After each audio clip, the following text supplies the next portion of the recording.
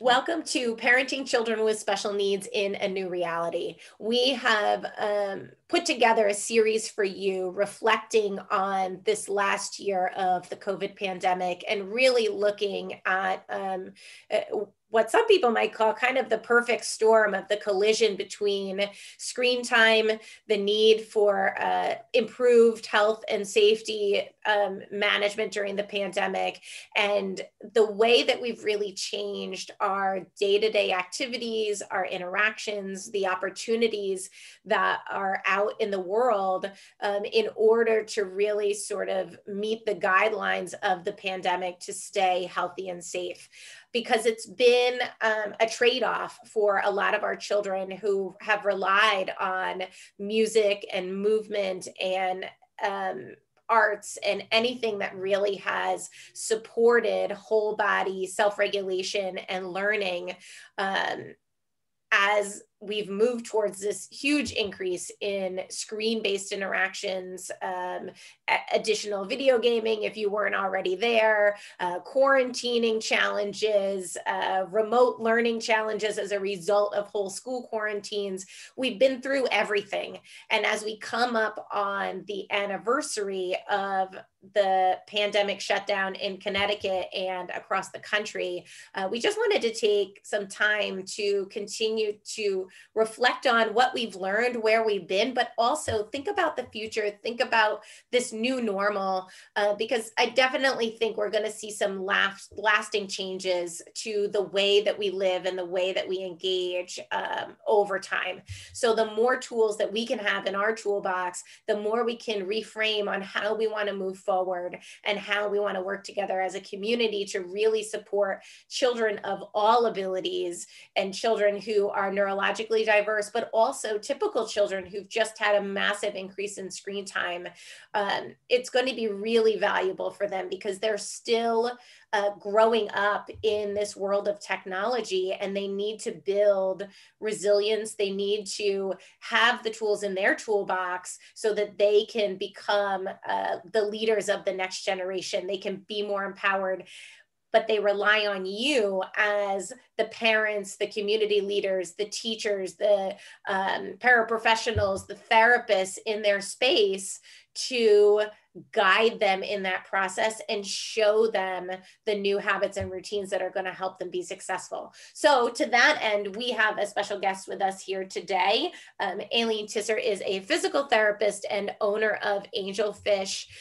She has many years experience working with children of all different abilities, both on land and in the swimming pool. So welcome, Ailene. Thanks so much for coming back today to help us do our year in review and see where we're going next. I can't believe it's a year that we're back discussing what we started out discussing so strong, thinking it would only be a few months. So it's been a crazy year. So I wanted to ask you, you work with a lot of families, you actually do have face-to-face interaction, you're not doing all remote therapies anymore. Are there some things that your parents have shared with you or the kids have shared with you about their feelings and their experiences over the last year? Yeah, that's a great question, Aubrey. And just to say, I'm very lucky that the environment that I get to work in basically is Clorox, because I'm in the water and the pools are very highly chlorinated. And, you know, we're following all the guidelines with social distancing from others as best we can. We wear these plastic face shields and all of that. But what the kids are coming and telling me is that they just miss people. They miss their friends. One little boy, Luke, said to me the other day, he's like, Ailene, I'm so happy to see you because you're the only person I can hug that's not my mom. So they miss that physical contact. And what I'm finding is the kids that I am able to see in the water, the hydrostatic pressure of being neck deep in water around their body is so calming and regulating. And I always knew that, you know, doing this for 20 years, but I am seeing the effect now tenfold because kids are lacking that. You can only do so much at home. So I'm grateful that I am able to do some of my work again in the pool, but I've also been supporting the families that are uncomfortable with the in-person contact yet online, and doing the best I can to take the burden off of these parents. They've never signed up for a year of homeschooling. They never signed up to be the PT, OT, speech, teacher, parent, worker that they're doing now. And these parents are warriors, and I feel for them. And if for 30 minutes, I can give a high energy, engaging online session to their child and get them moving to make their day a little easier, I'm just so happy to be able to do that. And, you know, for the kids that it's appropriate for, it's been going very well. I'm trying as best I can to not put more on the parents when I do those sessions. So that's been my struggle, trying to see how much independence I can give the kids while meeting their needs. And have you noticed whether it's just a difference between the kids that you're seeing virtually or the kids that you're seeing in the pool, an overall increase in dysregulation, in stress, and, you know, the need really for more kinds of calming and regulating movement activities? It's twofold, Aubrey. Actually, for some kids, I see a lot less anxiety with this new normal. Mm-hmm. I see the kids happier, some of them, especially some of my more physically impaired kids that aren't verbal. I see them more relaxed. I see movement and things happening throughout their day that maybe wasn't happening in school as much because there were so many other things they needed to do. And some of them physically are doing better when the parents actually have the support and the help to keep up with what they need. But the kids that miss the social interaction and the kids that need movement, the big sensory seekers, those are the kids having the hardest time, because now the weather's colder. We can't suggest to parents go on these long walks like we were doing before. And they're really struggling with doing their own at-home work for their own jobs and giving their child the sensory strategies they need. So I'm trying to come up with ideas like a fun sensory basket that your child could go to on their own when you need to be on your screen, or using a room in your house that has safe movement type of things like a small therapy ball, a crash pad, a big beanbag chair, maybe a series of pictures of 3 movements your child could go in there and do and have some physical activity without it always being you. It's very individualized. I can't say this one thing works for all, but I'm really trying my best to help as many families with their individual struggles, keeping their kids regulated. So I think you made 2 great points in there. The first is that, you know, some kids who don't need so much movement, who maybe like there's the physical effort of moving was already a lot for them, in addition to all the pressures of school, have benefited from that quieter environment and time and space to kind of move at their own pace. So I think that's one really positive thing that we've seen for some kids who really were overwhelmed by the school environment itself, but were still attending and trying to participate and make their way, because they've actually made more progress being at home and having that time and space to do things at the pace that they needed, instead of the whole class rushing ahead. But the second thing that you mentioned with the kids who need the movement to feel good, I'm having the same experience, and I find myself more and more recommending the body activated learning framework and programming that I put together in 2015, because it doesn't require a lot of equipment, but you can add things exactly like you said, sensory toolboxes or a band or a ball or an office chair that spins in your house. You can do as much or as little as you need, and you can still have, let's say, a 3-minute opportunity that's maybe between classes when you log in, or a larger, you know, activity at the beginning or the end of the day that really could be like a family time and an opportunity, you know, for positive family connections when you are busy working all day long and you just can't put the energy into it. So it's been a really great opportunity to teach sensory exploration and show families how to experiment with the way that their child feels doing different activities too, instead of just telling them to stop jumping on the couch. You know what I love most about it, and I thank you for including me in your pilot group when you had therapists come in and do the training with you. What I love so much about your program, and what I think most parents should really listen to if you have that sensory seeker moving kind of child, is you give choices. I really feel bad for the parents that are given these programs of this is what you need to do, because sometimes kids just don't want to do it. And personally, you know, when my child was younger, he had some needs, and I felt an extreme pressure if I couldn't get everything done that I was told to do for him. And I became a not very nice person trying to make him do it, because I was pressured that I was supposed to do that to help him. What I love about your program is there's choices in each category. So on the days that choice number 1 is not going well, you can open up your book. You know that there's this section of tools for regulation, for alerting, for calming, and you can pick something different. You can be flexible as long as you're doing something. And I think parents have to give themselves permission to say when something's not working, stop forcing it and try something else. And the tools are right here. Open them up and try A, B, or C. I love that. And I've actually wanted to throw out to parents, there is a free tool that's available now called Optimizing Your Sensory Diet that you can download from bodyactivatedlearning.com to get you started. And associated with that is a masterclass that supports you in working through that notebook and kind of setting up a better sensory diet. As Ailene said, it's not, there's no one size fits all when you're talking sensory exploration. I mean, if you think about it, all of us like our bed a certain way, right? We like our sheets a certain way. The heaviness of the blanket is a certain way. The kind of pillow we have is a certain way, and how dark we want our room. We do that because at our core, we're all sensory beings.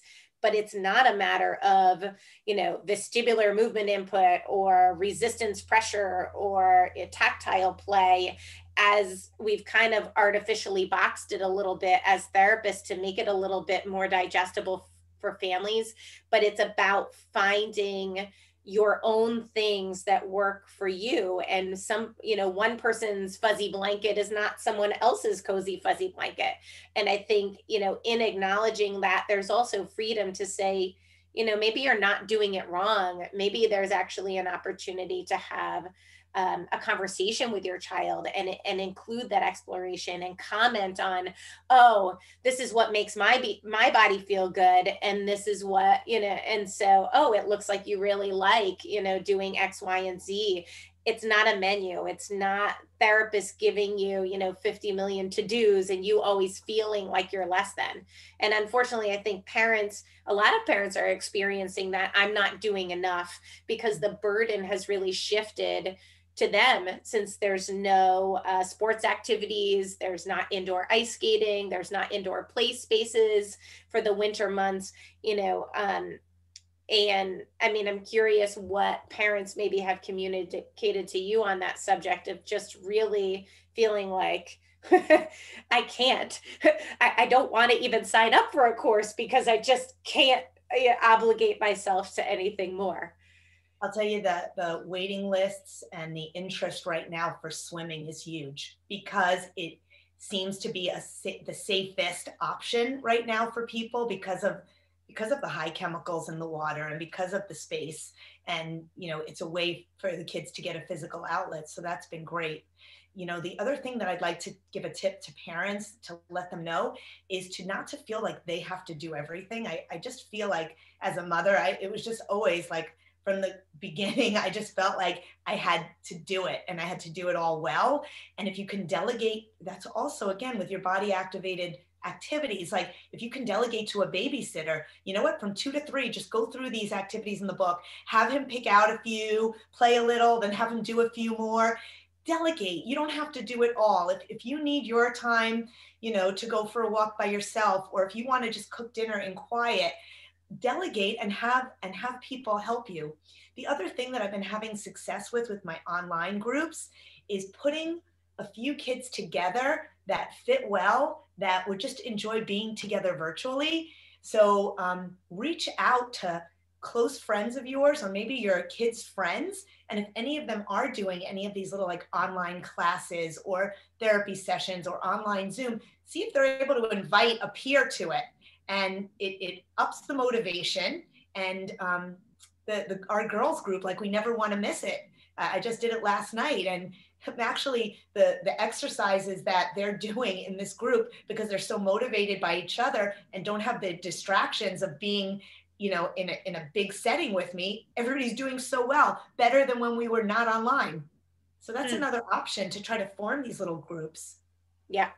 And I think in that there's always the balance too, because we don't want to just have everything be on screens, but there's value. You know, it's definitely not to say that screens are all bad. We want those social connections to be maintained, and if that's the way to get there, then that's what we need to do. And you can still do movement that is spinning around and moving across the room, where kids are not just sitting in front of the screen and interacting. It really is a much more dynamic experience, where the screen is over here, but you're not glued to it. And I would say that's actually even one of the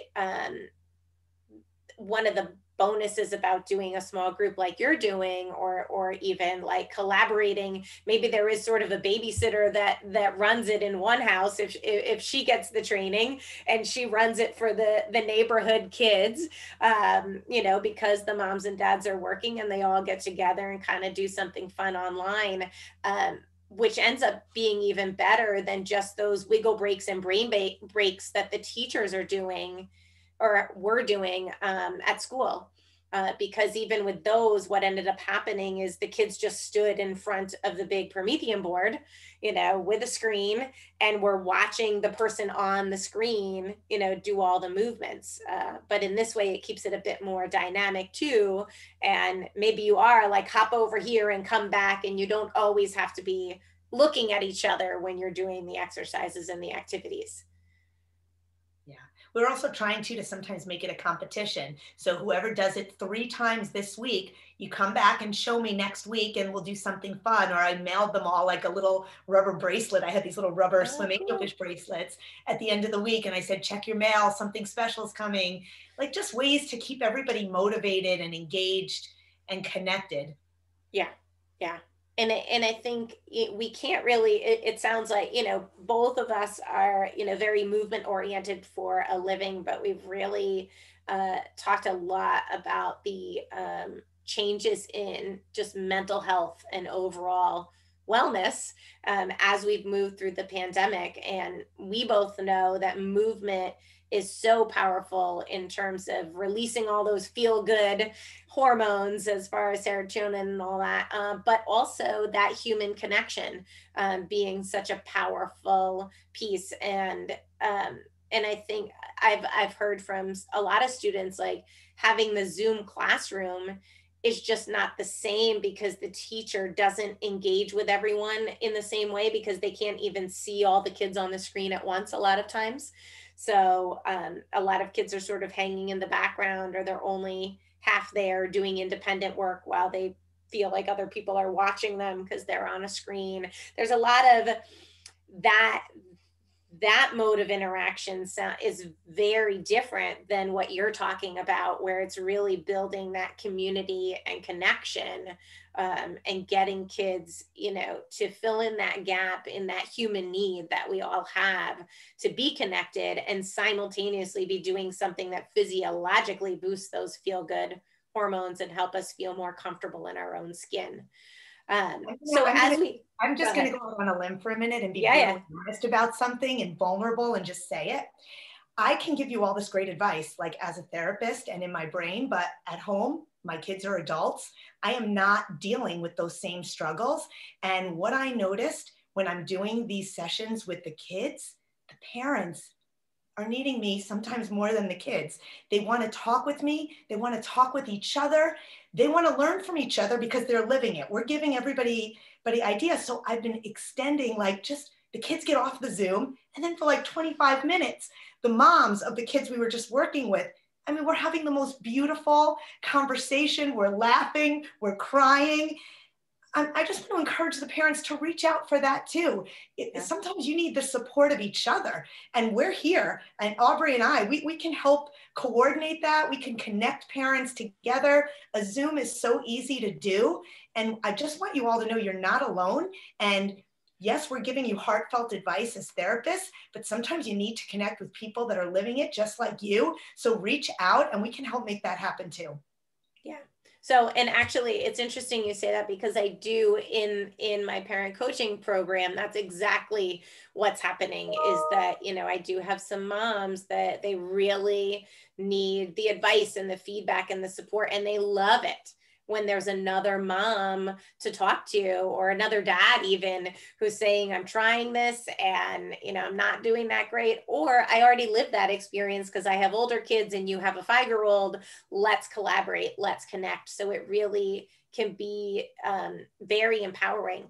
And I also find it's interesting that you can also give parents a lot of the same advice that you're giving the kids in that overall, you know, physiological self-regulation and health and wellness during this process. Is the sensory exploration isn't just about your kid who has sensory needs or your kid who needs a sensory diet. It's about you too. It's about finding those things that you need in your life to keep you emotionally and physically balanced, so that you can show up as your best self. You know, we all benefit from rhythm, pressure, and respiration for calming. We're in. Yes. Yeah. That's right. Yeah. And I mean, I know you know, as we talk, like, you're always full of energy, and my level of arousal, if I sit too long, I will fall asleep. Like, I'm not the person shaking my leg, and, you know, I'm the person where if I don't move and I hit, you know, between 3 and 5 o'clock, I will fall asleep, because I have to have that vestibular input to get myself energized and alert for the afternoon. And we all have these different rhythms, and it definitely plays into parenting, I'm finding. And parents are recognizing as they go through that exploration process with their kids, what also, you know, they might need to think about on an adult level, to build into their day. It's just hard to find those times in the day, I think. So what do you think, you know, as we move forward, as we really look at this new normal, you know, we've covered, you know, the optimizing the way that we can use screen time, recognizing that parents really have, you know, limitations in their capacity, and that they need to give themselves some compassion and support of other parents. And we've talked about, you know, the value of, you know, combining the body activated learning framework with any other tools that you might have in your toolbox from your other therapists, from your other, you know, movement things that you are engaging in, to really build a best version of whatever's going to work for your family and your child at home to make it through this time, until hopefully we can get back to more group interactions. So as we make it through the rest of the winter here, are there things that you definitely have found that you're recommending, I guess, most often to parents who have, let's start with sensory seeker kind of kiddos, that you've gotten some positive feedback on, or that have worked really well for your families? I think I'm just going back to trying to ask them what their typical routine is and where the breakdown is happening. So for some of my families, it's not so much the sensory input during the day, it's the winding down at night. So even going back and helping them come up with a routine, something calming, talking about like the deep pressure and, you know, things that they could be doing after the bath to help them wind down so they're getting better night's sleeps. I've been trying to help with that a little bit. And, you know, encouraging parents that are looking for more physical things or things to do locally. I'm just discovering so many hidden treasures that I never knew about right in our community. I have never gone hiking at the Arboretum before. It is amazing. It's been like my new passion. I've never gone skiing in Connecticut before. Everybody goes to Vermont. Well, we can't go out of state. There are some local places an hour away that are empty and are like hidden gems. So like just putting it out there, and I'm using Facebook for that too. Anyone know good local, skiing or this? So maybe we could even use your beautiful private Facebook page as a way to talk about just hidden local resources and local treasures. Um, that's what I've been doing in terms of the movement, trying to find more of that. And again, keeping in mind that we talk activity, activity, activity, but sleep and rest is important too. So we want to make sure everybody's also getting good sleep. Yes. And if you're too wired and tired, that, from being on the screen all day with distance learning, and that definitely takes a toll, and takes a toll on parents too, because you're the ones staying up with your child who's not sleeping.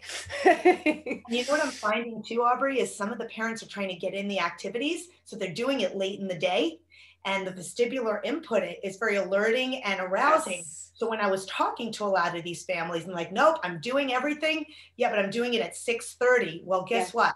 That vestibular input and that movement in space, the effects last for 6 hours. So you're starting it at 6:30. That could be a problem if you're trying to get to sleep at 8. Yeah. So thinking about some of that and when you're doing those activities. Mm-hmm. And even, to tack on to that, if you are going to do vestibular type activities, they can be alerting, but you have to use the other systems to balance that input out, which means in the evening, as it gets later towards bedtime, you are focusing on rhythmic types of movements and pressure and respiration. And even doing weightlifting and doing it in a repetitive way is still a rhythmic movement. Bouncing up on and down on the trampoline, it's still rhythmic. It's the running around and changing directions and playing tag in the backyard late at night and all that is that speed and unpredictability that really kind of shoots up that arousal into that more disorganized place. So being mindful of your activity choices at different times of day, I think, is a great point, because the wind down is necessary, and as long as you come back to, or help your child come back to that middle, you're going to roll into bedtime in a little bit more successful place, and you won't just view it as getting their energy out, because then you're bound to say that it backfired and now they're off the wall and they're not sleeping. And then back to those other kids that you said who really benefited from not being under such, high stress and high demands of being in the school environment, are there things for them, that you're recommending, or or are you finding that because they are prone to sedentary activities, that maybe you're kind of encouraging the opposite and building in a little bit more? What I'm seeing in them is pretty incredible. These are the kids that maybe need help to be put in a stander, or might need to be stretched and put in different positions throughout the day. They're doing something every hour to hour and a half, whereas in school, they just didn't have the staffing, they didn't have the equipment, they had an agenda for the whole class. They weren't getting as much position changes and movement and stretching. And they're doing things now that they weren't doing a year ago. So that's been really great, actually. Yeah, and really a validation of, we do know that those things, when done on a regular basis and consistently, really are keeping, kids' bodies, stronger and healthier and more intact. And the more that they move, if they're not movers in general, they're actually getting more proprioceptive input, more vestibular input than they do during the school day, and really having a positive impact on them as well. So I think that actually, I'm going to have another guest on who's an advocate for parents in the educational system.